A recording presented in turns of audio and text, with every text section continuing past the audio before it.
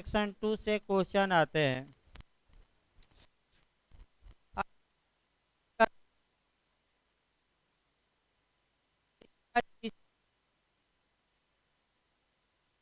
आपका जो पढ़ना है धारा 2, 3 और 4। वर्तमान पहले यहाँ से केवल प्री में क्वेश्चन बनता था और समस्यात्मक प्रश्न बनता था, लेकिन वर्तमान समय में आपका उत्तराखंड हो या कई राज्यों ने मेंस में क्वेश्चन बनाना शुरू किया। और बिहार में भी जो क्वेश्चन बन रहे हैं आईपीसी, सीआरपीसी इत्यादि में, एक तो समस्यात्मक क्वेश्चन बन रहे हैं और भाई लोग भी आपका पूछते रहते हैं, तो जो छोटी छोटी बातें हैं उनसे भी क्वेश्चन बन रहा है।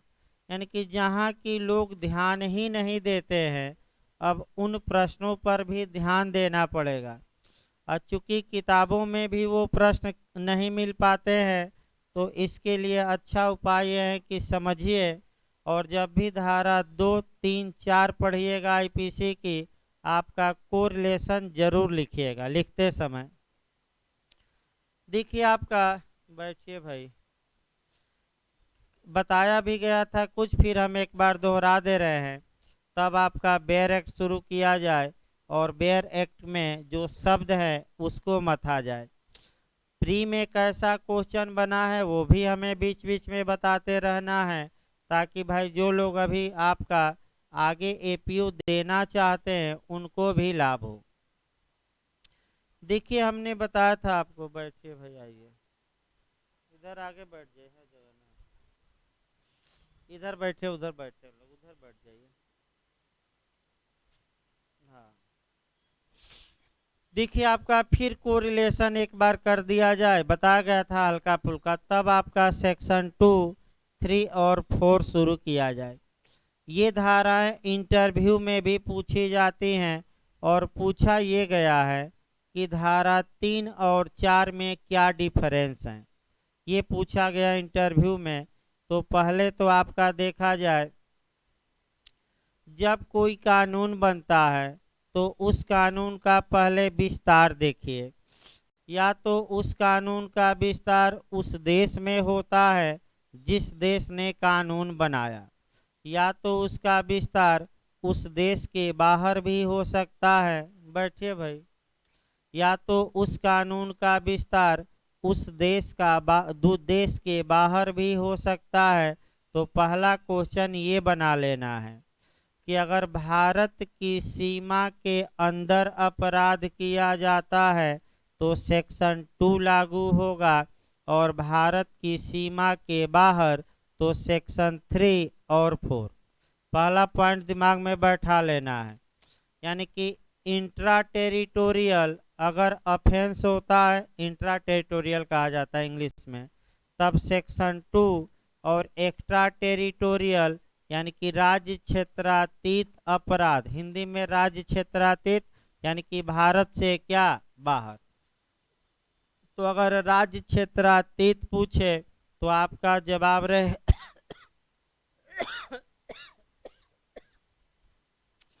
जवाब रहेगा सेक्शन 3 और 4। पहला क्वेश्चन ये बनता है कि क्या ऐसा कानून बनाया जा सकता है जो भारत की सीमा के बाहर भी लागू हो। ये आईएएस में, जीएस में भी आपका बना है, सतर्क रहना है। और पिछले टर्न पर हमने पढ़ाते समय आपको बताया भी था कि भारतीय संविधान का अनुच्छेद 145 का क्लाज आपका 2 यहाँ से कवर करना है भाई, इधर बैठिए भाई, इधर जगह है। भारतीय संविधान, पहले कोरिलेट कर लिया जाए तब और बताया जाएगा। भारतीय संविधान का अनुच्छेद 245 के क्लाज 2 में इस बात का प्रावधान किया गया है कि भारत की संसद अगर ऐसा कोई कानून बनाती है जो भारत की सीमा के बाहर भी लागू हो, तो वह कानून मात्र इस कारण से अवैध नहीं होगा, यानी कि वह कानून क्या होगा, वैध। यानी कि पहला क्वेश्चन प्री के लिए भी, संविधान में भी, कि भारत में कौन सक्षम है जो ऐसा कानून बना सके जो इंडिया के बाहर भी लागू हो, तो केवल और केवल भारत की संसद। राज्य विधानमंडल को पावर नहीं है कि ऐसा कानून बना सके जो भारत के बाहर लागू हो। तो तुरंत आईपीसी पर आ जाइए। आईपीसी का निर्माण संघ ने किया कि राज्य ने? संघ ने किया था। इसलिए आईपीसी अनुच्छेद 245 के क्लास 2 में आएगी और अगर इसका विस्तार भारत से बाहर के अपराधों पर होता है तो वह वैध माना जाएगा। अब अगला आपका एविडेंस में बताया गया था कि भारतीय साक्ष्य अधिनियम कैसी विधि है? लेक्स फोरी है। लेक्स फोरी का मतलब बताया गया था। लेक्स मतलब ला और फोरी मतलब फोरम, यानी कि लेक्स मतलब विधि और फोरी मतलब फोरम यानी कि प्लेस। प्लेस मतलब स्थान, यानी कि स्थान विशेष की विधि। रटे रहिएगा, क्या अर्थ हुआ? स्थान विशेष की विधि। इसका मतलब एक, यदि कोई घटना विदेश में घटित हुई है तो भारत में उसे भारतीय साक्ष्य अधिनियम के प्रावधानों के अनुसार साबित किया जाना आवश्यक है, न कि उस देश की विधि के अनुसार जहां घटना घटित हुई है। यानी कि एक उदाहरण देखा जाता है, अगर कोई घटना इंग्लैंड में घटित हुई हो और भारत में अभियुक्त के विरुद्ध मुकदमा चल रहा हो, तो अभियुक्त के अपराध को न्यायालय में, भारत के न्यायालय में कैसे प्रूफ किया जाएगा? भारतीय साक्ष्य अधिनियम 1872 के प्रावधानों के तहत कि इंग्लैंड के साक्ष्य अधिनियम के तहत। तो किसके तहत साबित किया जाएगा? भारतीय साक्ष्य अधिनियम। इसलिए एविडेंस एक्ट कैसी विधि हो गई? लेक्स फोरी। यानी कि यहाँ भी अटैचमेंट भारत से कहाँ है? बाहर। इसके बाद आपका सीआरपीसी बताया गया था, वही पूछा जाता है, अगर भारत से बाहर अपराध हुआ है और इन्वेस्टिगेशन कराना है, अर्थात तफ्तीश या अन्वेषण कराना है, तो भारत के न्यायालय क्या जारी करेंगे? तो लेटर ऑफ रिक्वेस्ट या अनुरोध पत्र। और सेक्शन भी बताया गया था, सेक्शन 166 ए। दूसरा पॉइंट आइए, अगर भारत से बाहर अपराध हुआ है तो भारत के किस स्थान के न्यायालय को इंक्वायरी और ट्रायल का हक होगा? जांच और विचारण की अधिकारिता होगी। तो ऐसी दशा में बताया गया था पिछले टर्म पर सीआरपीसी की धारा 188, भारत में ऐसा व्यक्ति जहां पाया जाए, बस एक लाइन, कहाँ जांच विचारण किस न्यायालय में होगा? जहां भारत में ऐसा व्यक्ति क्या करे? पाया जाए। लेकिन एक और नियम बताया गया था कि ऐसी जांच या विचारण केंद्रीय सरकार की पूर्व अनुमति से ही होगा। धारा याद रखिएगा, भारत से बाहर के अपराधों के लिए भारत में इंक्वायरी और ट्रायल का स्थान सीआरपीसी की धारा 188 में दिया गया। रटिए भाई नए लोग भी, यही सब प्री में भी ज़्यादा पूछा जाता है। और अगर भारत से बाहर साक्ष्य एकत्र करना है, एविडेंस कलेक्ट करना है, तो इसके लिए काम करेगी धारा 189। और क्या जारी होगा? आयोग या कमीशन। 3 धाराएं सीआरपीसी की याद रखिए, 166 है, दूसरा कौन 188 और तीसरा कौन 189। अब आइए बैक हो जाइए फिर आईपीसी में, भाई कोरिलेशन समाप्त हो गया। आईपीसी में आपका जो आईपीसी का विस्तार है आपका धारा 2, 3, 4 में बताया गया है। धारा 2 आपका इंट्रा टेरिटोरियल लिखना पड़ेगा भूमिका में, इंट्रा टेरिटोरियल आपका या राज्य क्षेत्रीय, यानी कि आपका भारत के भीतर अपराधों के लिए बनी है, जबकि धारा 3 और 4 भारत के बाहर के अपराधों के लिए बनी है। तो धारा 2 में आपका कहा क्या गया है, और केस जो हमने बताया था आपका एमएच जॉर्ज का केस याद रखिएगा। कौन सा केस? एमएच जॉर्ज का केस याद रखिए और उसको फिर बताना पड़ेगा। देखिए आपका सेक्शन 2, भारत में जम्मू कश्मीर राज्य भी शामिल है, याद रखिए, नहीं कि बाहर कर दीजिएगा। भाषा है, देखिए उस भले आप भाषा को अभी न पढ़े हो सही ढंग से, लेकिन देखिए भाषा को कैसे तोड़ा जाता है और तोड़कर कैसे उसमें कुछ क्लू हम निकालेंगे। भले आपका दिमाग वहां तक न पहुंचा हो अब तक। देखिए बेरेक दे दीजिए, तो बेरेक ही छूट गया, दे दीजिए अपना, फिर ले लीजिएगा, इसको तो रहने दीजिए। आपका 13 में देखिए भाई, आपका एक बार हम बेयर एक्ट की पहले भाषा को कवर करते हैं और तोड़ते हैं। देखिए कितना, माने आपका भले आसान लग रहा हो, एक एक पॉइंटों पर देखिए मैं कितना क्वेश्चन निकालूंगा और कुछ सिद्धांत भी निकाल रहे हैं, सतर्क रहिएगा। देखिए धारा 2 क्या कहती है, भारत के भीतर किए गए अपराधों का दंड, यानी कि इंट्रा टेरिटोरियल, यानी कि आपका भारत के भीतर, बाहर नहीं, बाहर के लिए फिर मैं बता दूं कौन सी धारा, 3 और 4। देखिए हर व्यक्ति, आपका पहला शब्द आया हर व्यक्ति,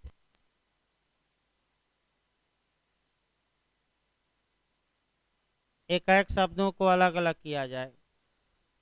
हर व्यक्ति इस संहिता के उपबंधों के प्रतिकूल, प्रतिकूल यानी कि विपरीत, हर कार्य या लोप के लिए, यानी कि इसका मतलब ये हुआ हर व्यक्ति, पॉइंट हुआ। दूसरा पॉइंट हुआ जो इस संहिता, इस संहिता मतलब क्या, आईपीसी के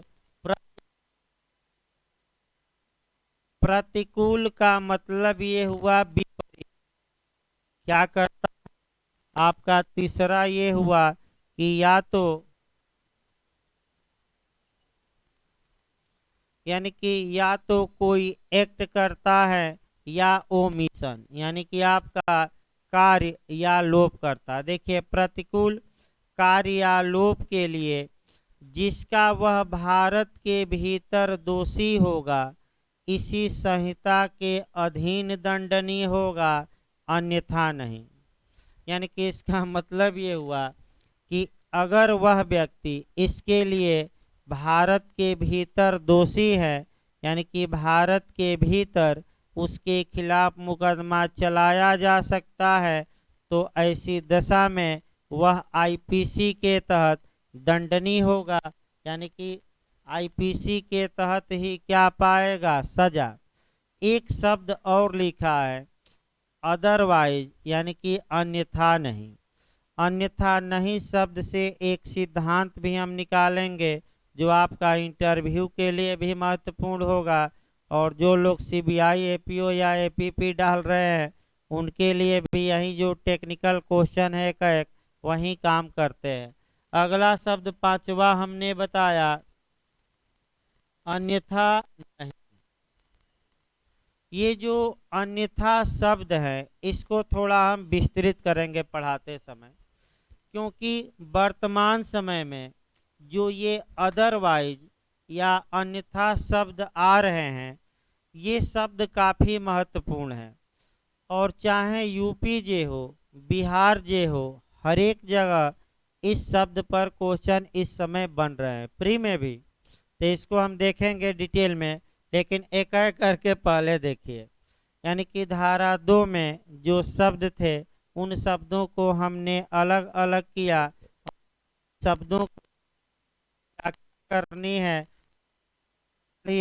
तो ऐसे ही शब्दों को अलग कर लीजिए और अलग करके सभी शब्दों का अर्थ जानिए, और लास्ट में सभी शब्दों को एक बार क्या कीजिए, मिला दीजिए, तो अपने आप आपका सेक्शन क्लियर हो जाएगा। देखिए हम एक एक शब्द उठा रहे हैं।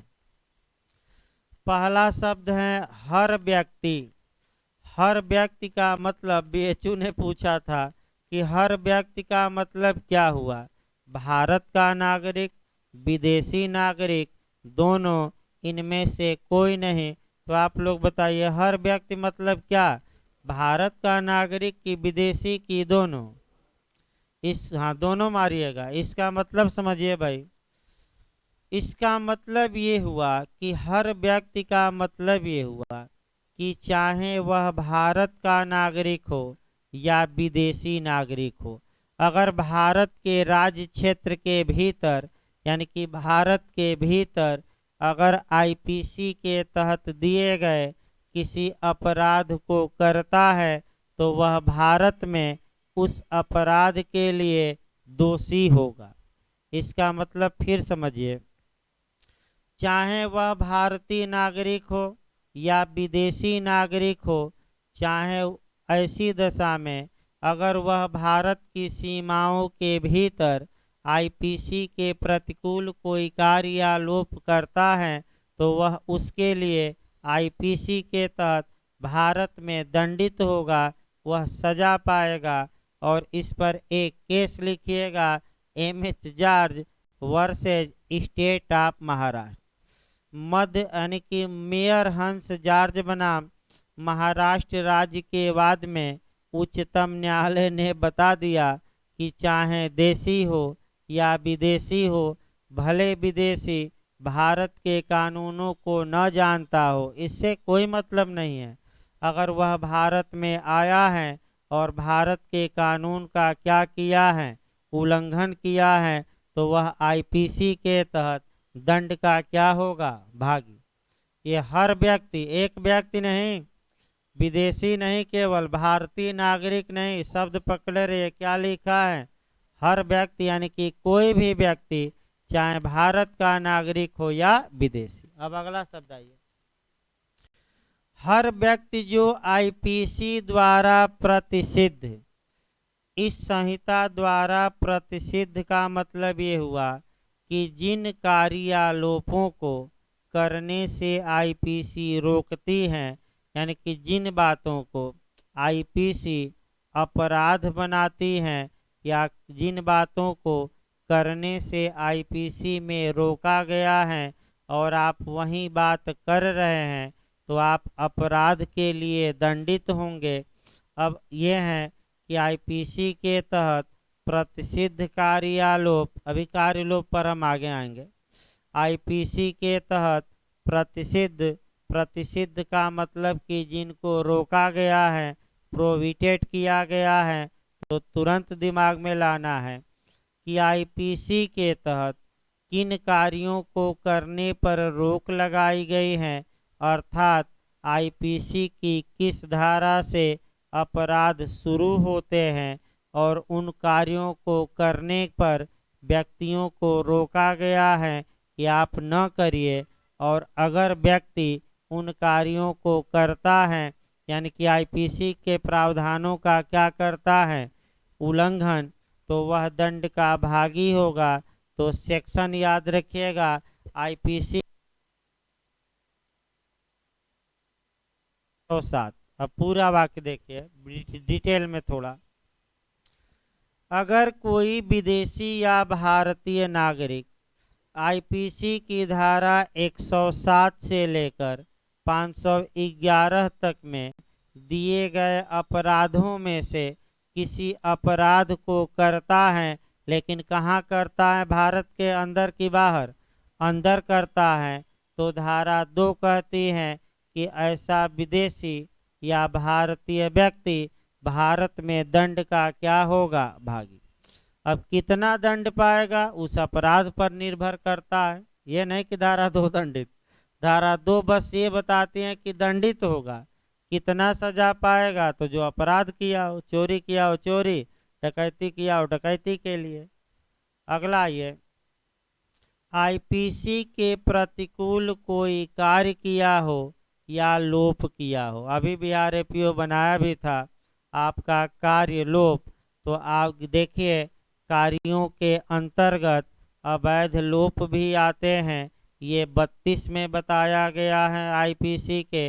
और कार्य लोप के परिभाषा आपका 33 में दी गई है, यानी कि का एक्ट या ओमिशन।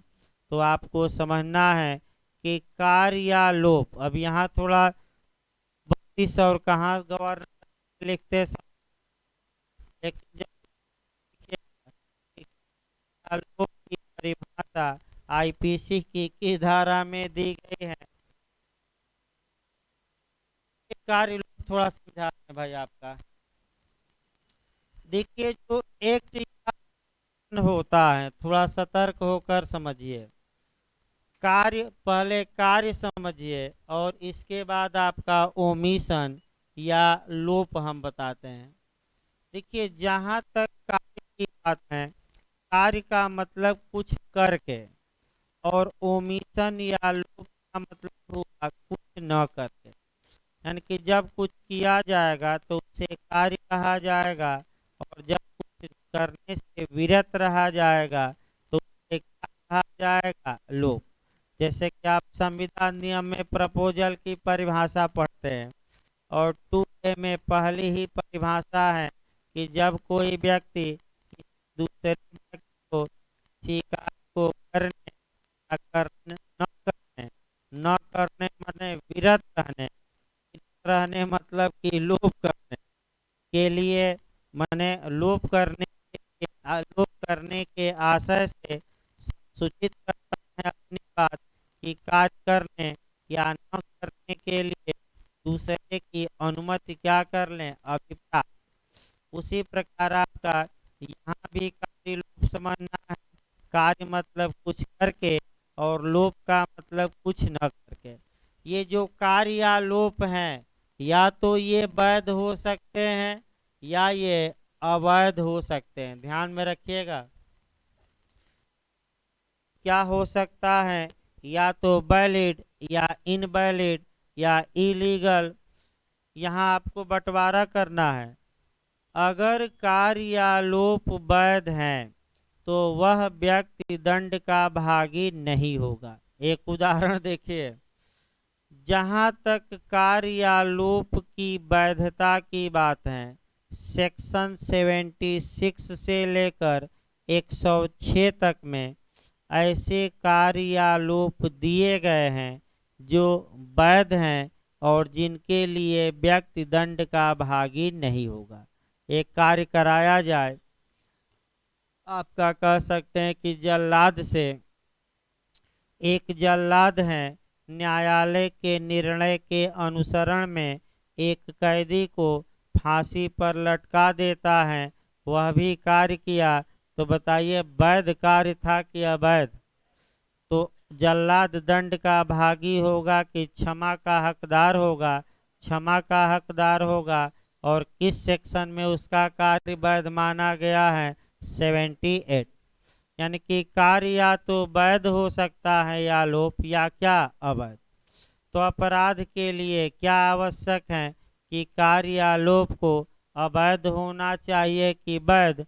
तो वैध नहीं, बल्कि क्या होना चाहिए? अवैध। फिर एक बार समझिए, यानी कि अवैध कार्य या लोप ही अवैध कार्य लोप होना चाहिए। अगर वैध हैं तो व्यक्ति दंड का भागी नहीं होगा। अब अवैध कार्य लोप करा दिया जाए, कब कहा जाएगा कि किसी व्यक्ति ने अवैध कार्य किया या अवैध लोप किया? तो कार्य मतलब कुछ करके, यानी कि आपका जो कानून कहता है कि न करिए, आप वही कार्य कर दिए। और लोप का मतलब कि जो कानून कहता है कि ये न माने ये करिए, और आपने वह कार्य नहीं किया। फिर एक बार इसको समझिए, थोड़ा कठिन है। कार्य का मतलब ये हुआ, वैध कार्य का मतलब जिन कार्यों को करने से कानून रोकता है, आप वही कार्य करते हैं, तो ये अवैध कार्य माना जाएगा। और अवैध लोप कब माना जाएगा? जब कानून ये कहे कि ये कार्य करिए और आप वह कार्य नहीं कर रहे हैं, तो वह आपने लोप किया। और वह चूंकि कानून के अनुसार आपने लोप किया, माने कानून के आपका अवज्ञा करके लोप किया, तो इसको वैध लोप न मानकर अवैध लोप माना जाएगा। तो कार्य अवैध हो सकता है, लोप भी अवैध हो सकता है, यही अपराध माने जाएंगे। और एक एक उदाहरण सटीक देखिए, एक उदाहरण पर दोनों हम निपटाते हैं। जेलर का उदाहरण सबसे अच्छा है। एक जेलर है, कैदी को भोजन देने के लिए कानूनन बाध्य हैं और कैदी को भोजन नहीं देता, तो आपका अब अवैध कार्य किया कि अवैध लोप किया? अवैध लोप किया, क्योंकि उसका कर्तव्य था कि वह कैदी को भोजन दे और अपना कर्तव्य उसने नहीं निभाया। यानी कि जिस व्यक्ति पर कोई विधिक कर्तव्य हो और वह व्यक्ति उस विधिक कर्तव्य को नहीं निभाता, तो एक लाइन में इसी को अवैध लोप कहा जाएगा। और अपराध अवैध लोप द्वारा भी हो सकता है। अब कार्य करा दीजिए जेलर से। जेलर का विधिक कर्तव्य है कि वह कैदी को टार्चर न करे, मैंने रोका गया कि ये कार्य न करो, और जेलर क्या करता है, कैदी को रोज 10 डंडा मारता है। तो बताइए कार्य किया कि लोप? कार्य। अवैध किया कि वैध? अवैध, क्योंकि कानून ने इस कार्य को करने पर क्या लगा रखा है, रोक। तो आपका कार्य लोप जब भी मेंस में लिखिए, एक दो लाइन जरूर दिखाइए कौन सी धारा, आईपीसी की 33। इसके बाद देखिए भाई, ऐसी दशा में चाहे देशी हो या विदेशी हो, इस संहिता के तहत वह दंड का भागी होगा। यानी कि ऐसी दशा में आईपीसी के तहत वह सजा का हकदार होगा, दंड का भागी होगा।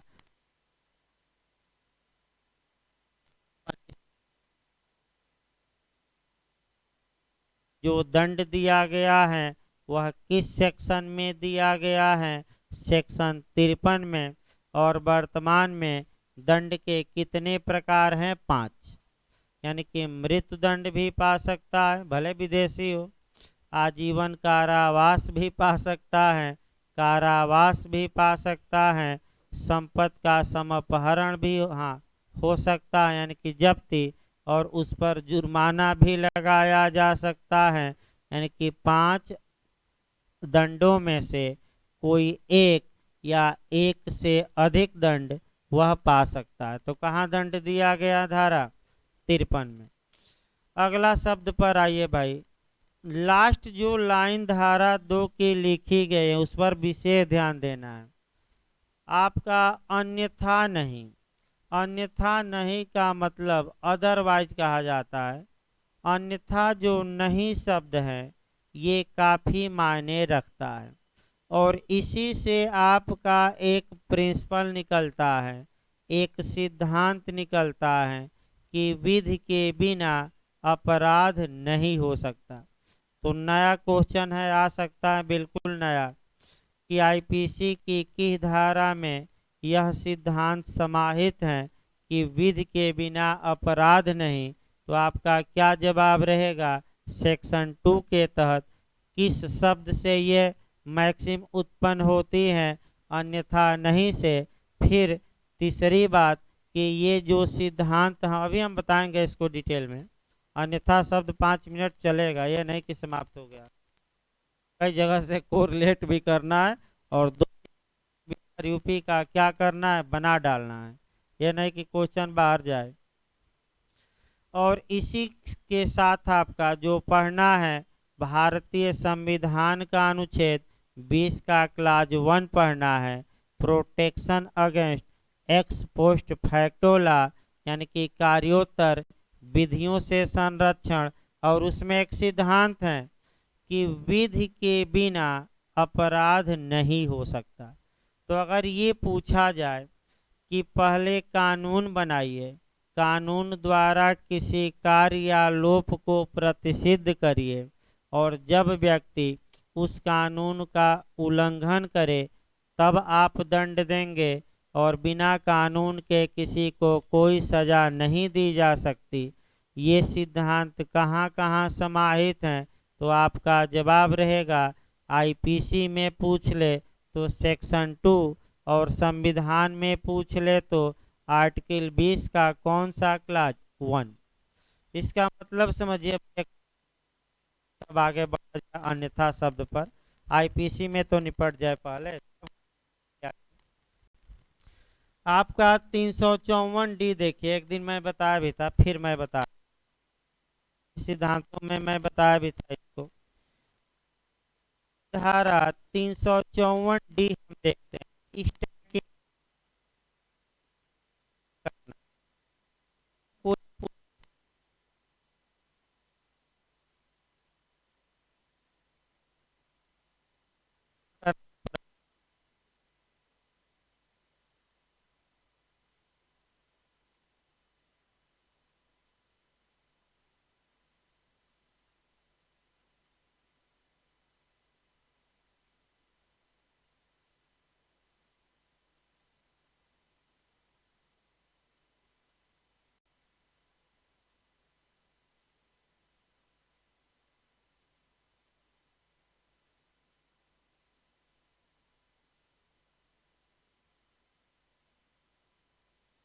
अब आगे देखिए, ये बनाया गया आपका 3 फरवरी 2013 को।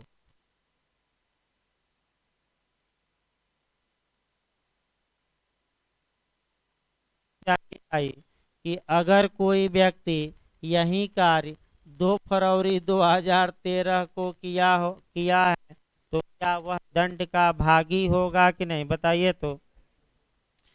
क्यों नहीं होगा? क्योंकि पहला नियम, विधि के बिना अपराध नहीं हो सकता। यानी कि 2 तारीख को ऐसा कोई कानून ही नहीं था जो पीछा करने को अपराध बनाता हो। अतः जो व्यक्ति, यानी कि जो पुरुष, व्यक्ति नहीं भाई, यहाँ पुरुष, महिला नहीं, जो पुरुष ऐसी स्त्री का पीछा किया है बार बार, वह 2 फरवरी के कार्य के लिए दंडित नहीं होगा। क्यों? क्योंकि विधि के बिना अपराध संभव नहीं। और यही बात आपका जो अन्यथा नहीं शब्द दिया गया है, यही मैक्सिम उत्पन्न होती है।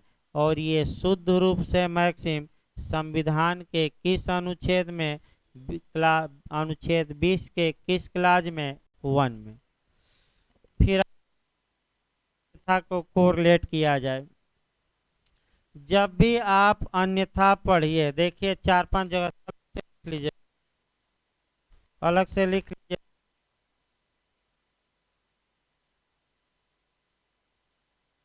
नोट्स ले लें आप, ले लीजिए। बाद में दो मिलेंगे, है आप जिनको चाहिए था जाते समय ले लेगा। 50 रुपये का नोट है, बता दीजिए। अन्यथा को जब भी आप को रिलेट करिएगा तो पहला अनुच्छेद 356 संविधान में देखा जाए। पहले हम कहाँ से उठा रहे हैं? संविधान से। संविधान का कौन सा अनुच्छेद देखेंगे? 356, क्योंकि इस पूछा गया था। फिर आपका सीपीसी में देखिएगा, आदेश 20 का, नियम 19 का, उपनियम 3। यानी कि सीपीसी में आप अदरवाइज शब्द का,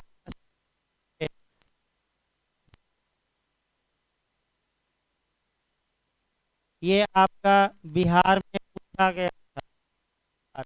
और ये पिछली बार दोनों से पूछे जा चुके हैं, अभी मैंने तत्काल पूछे गए। अन्यथा शब्द जब भी पढ़े तो कम से कम साक्ष्य अधिनियम की धारा ज्यादा न पढ़कर केवल और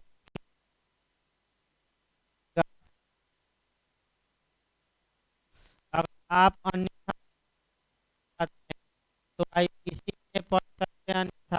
अन्यथा धारा अन्यथा धारा 290 में आएगा, 511 में। लेकिन धारा दो,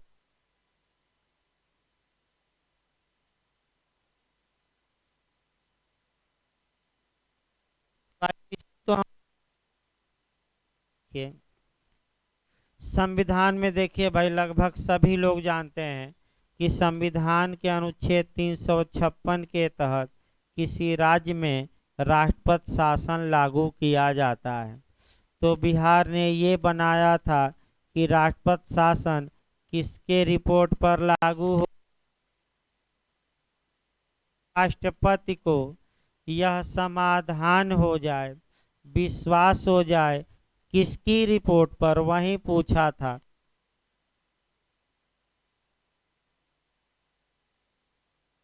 भेजे तो किसकी रिपोर्ट पर, सुप्रीम कोर्ट की, हाई कोर्ट की, राज्यपाल। तो या एक और शब्द है वो बिहार नहीं पूछा था, मैं बता रहा हूँ। जब भारत के राष्ट्रपति को राज्यपाल की रिपोर्ट पर या अन्यथा, अन्यथा मतलब क्या हुआ, अदरवाइज, अगर नया क्वेश्चन बन जाए कि राष्ट्रपति शासन किसकी रिपोर्ट पर लगाया जाता है, राज्यपाल की रिपोर्ट पर, या अन्यथा दोनों इनमें से कोई नहीं, तो अब ऑप्शन चेंज कर लीजिएगा, दोनों मार कर आइएगा। अब इसका मतलब ये हुआ कि भले ही राज्यपाल ने आपका राष्ट्रपति को रिपोर्ट न भेजी हो, यदि भारत के राष्ट्रपति को किसी भी तरीके से ये मालूम चल गया कि किसी राज्य में जो शासन है वह संविधान के प्रावधानों के अनुसार संचालित नहीं किया जा रहा है, तब भी राज्यपाल की रिपोर्ट भेजे बिना भी राष्ट्रपति उस राज्य में राष्ट्रपति शासन लागू कर सकता है। अन्यथा बहुत महत्वपूर्ण है, राज्यपाल न रिपोर्ट भेजे कोई बात नहीं। अब दूसरा ये आपका सीपीसी के आदेश 20 के नियम 19 का उपनियम कौन, 3। यहाँ भी आपका कहा गया है कि न्यायालय या तो विधिक रूप से मुजरा करा सकता है या अन्यथा, यानी कि यहाँ भी जो शब्द आया है वह कौन आया है, अदरवाइज। इसी पर आपका यूपीजे ने क्वेश्चन बनाया, ये जो अन्यथा शब्द हैं इसका मतलब ये हुआ कि ये अन्यथा शब्द सामयिक मुजरा या इक्विटेबल सेटअप को उत्पन्न करता है। तो क्वेश्चन ये बना था कि सीपीसी में इक्विटेबल सेटअप या सामयिक मुजरा कहाँ है, और 4 ऑप्शन दिया था। तो सामयिक मुजरा कहाँ है, सीपीसी के आदेश 20 के नियम 19 के उपनियम 3। किस शब्द से सामयिक मुजरा उत्पन्न हुआ, अन्यथा। और एक आपका और बता दिया जाए, सेक्शन 11 एविडेंस की, जो काफ़ी महत्वपूर्ण है, मेंस प्री इंटरव्यू सदैव पूछी जाती हैं, और यह धारा लायर्स पैराडाइज या वकीलों का स्वर्ग कही जाती है। याद रखिए क्या, यानी कि जो तथ्य कहीं सुसंगत न हो, वकील साहब अगर दिमाग लगाएं तो किसमें सुसंगत बना सकते हैं, 11। अन्यथा विसंगत तथ्य क्या हो जाएंगे, सुसंगत। अन्यथा शब्द यहाँ भी हैं, और भी धाराएं हैं, उतना बताना संभव नहीं है। अन्यथा जो शब्द हैं यहाँ विसंगत बातों को, अनुचित बातों को सुसंगत यानी कि उचित में कन्वर्ट कर देता है। तो इस प्रकार अन्यथा का मतलब बताया गया। अब आइए सेक्शन 3 और 4 आपका 2 देखिए, थोड़ा टेक्निकल है, सतर्क रहना है। पहले 3 और 4 पहले 3 4 में अंतर समझिए और तब आपका डिटेल में बताया जाए, इंटरव्यू में पूछा जाता है भाई। देखिए आईपीसी की धारा 3 और 4 में अंतर जानने से पहले आपको एक हम संविधान में उदाहरण बताते हैं और दूसरा एविडेंस में, क्योंकि संविधान का उदाहरण ज़्यादा लोगों को आएगा। अब ऐसी दशा में आपका अब पहले संविधान देखा जाए। समता सामान्य नियम आपका किस अनुच्छेद में दिया गया है,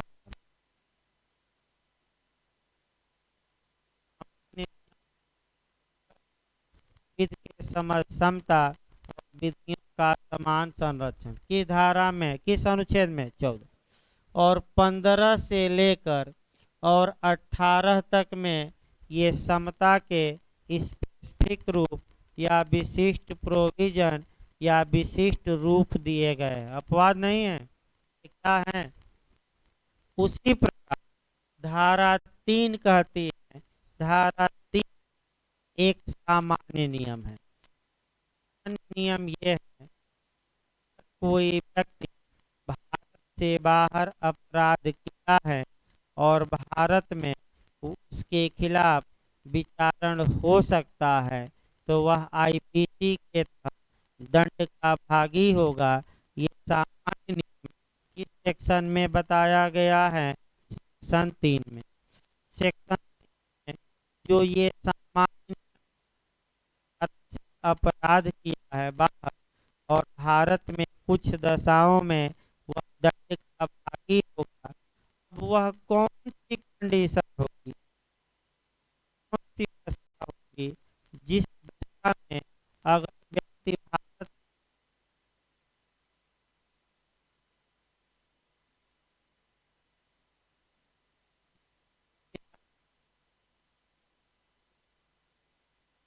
कौन।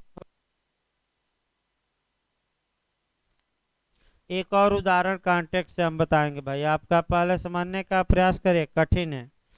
सेक्शन 3 और 4 दोनों भारत से बाहर के अपराधों में अप्लाई होगी, पहला नियम। तो आखिर सेक्शन 3 और 4 में डिफरेंस क्या है, तो एक लाइन दिमाग में बैठाए रहिए। सेक्शन 3 ये जनरल बात बताती है कि अगर कोई व्यक्ति भारत की सीमा से बाहर अपराध किया है तो ये अगर वह उस अपराध के लिए भारत में विचारण का पात्र है तो आईपीसी के तहत वह दंड का क्या होगा, भागी। अब कब भारत में वह विचारण का माने आपका पात्र है, या कब विदेश में अपराध करने के लिए भारत में उसके खिलाफ मुकदमा चलाया जा सकता है, इस बात को स्पेशलाइज किया गया है। और किस सेक्शन में किया गया है, 3 में नहीं बल्कि किस में, 4 में। यानी कि जिस प्रकार संविधान में अनुच्छेद 14 में समता का सामान्य नियम और समता के विशिष्ट रूप कहाँ से कहाँ तक 15 से लेकर 18, उसी प्रकार भारत से बाहर अपराध किया है तो भारत में दंड पाएगा, धारा 3 जनरल रूल। और कब किस कंडीशन में भारत में दंड पाएगा, ये स्पेशल रूल किस धारा में, तो धारा 4। तो सामान्य नियम 3 में है, विशिष्ट कहाँ किया गया है, यानी कि धारा 4 उन परिस्थितियों का वर्णन करती है जिसमें कोई व्यक्ति भारत से बाहर अपराध किया है तो भारत में वह दंड का क्या होगा, भागी। वो कंडीशन बताएगी। अब फिर आपका एक अच्छा मैं बता रहा हूँ इसको समझाने के लिए, संविदा अधिनियम की 11 और 12, इसको समझने का थोड़ा प्रयास करिए दूसरे एंगल से। संविदा अधिनियम की धारा 11 कहती है कि संविदा के लिए वह कॉम्पिटेंट या सक्षम होगा जो साउंड माइंड या स्वचित हो, यानी कि अस्वचित न हो, यानी कि पागल न हो। यानी कि क्या होना चाहिए, साउंड माइंड, अनसाउंड माइंड नहीं। यानी कि अनसाउंड माइंड पर्सन संविदा करने में कॉम्पिटेंट या सक्षम नहीं है। ये कौन सी आएगी, 11। लेकिन कब किसी व्यक्ति को अनसाउंड माइंड या अस्वचित या सामान्य भाषा में पागल कहा जाएगा, उस कंडीशन का निर्धारण धारा 11 नहीं करती।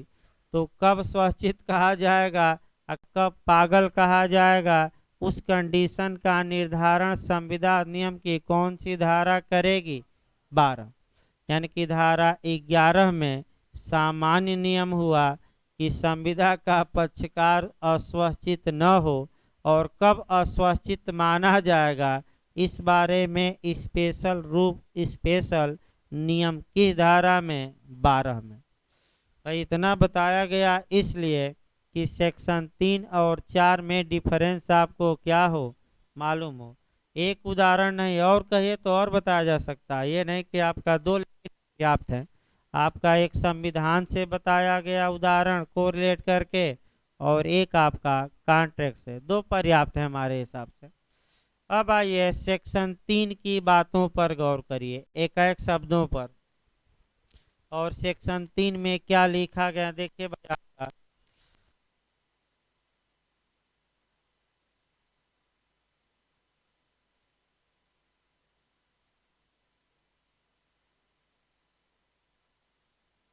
हेडिंग समझिए, धारती है सेक्शन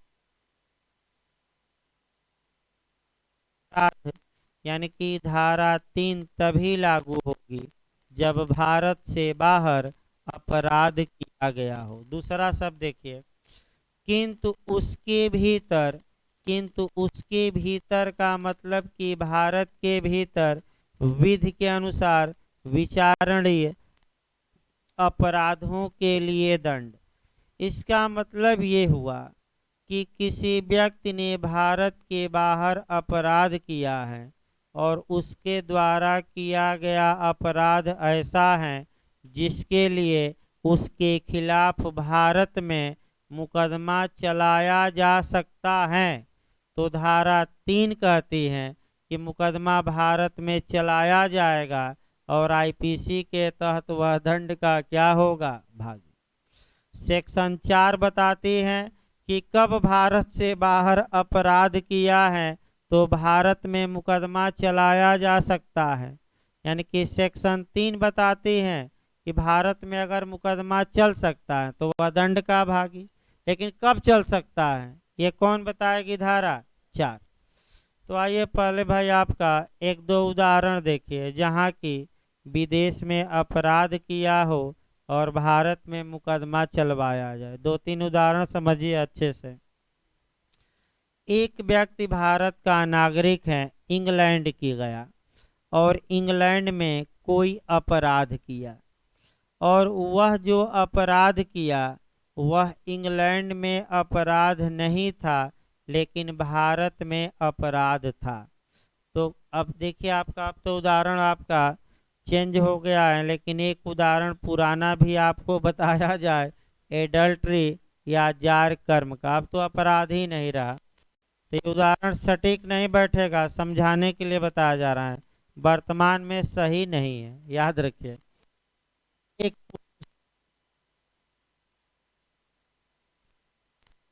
से बाहर हो ही गया भाई। इंग्लैंड में बी की बी की पत्नी सी के साथ एडल्ट्री या जार कर्म का अपराध करता है।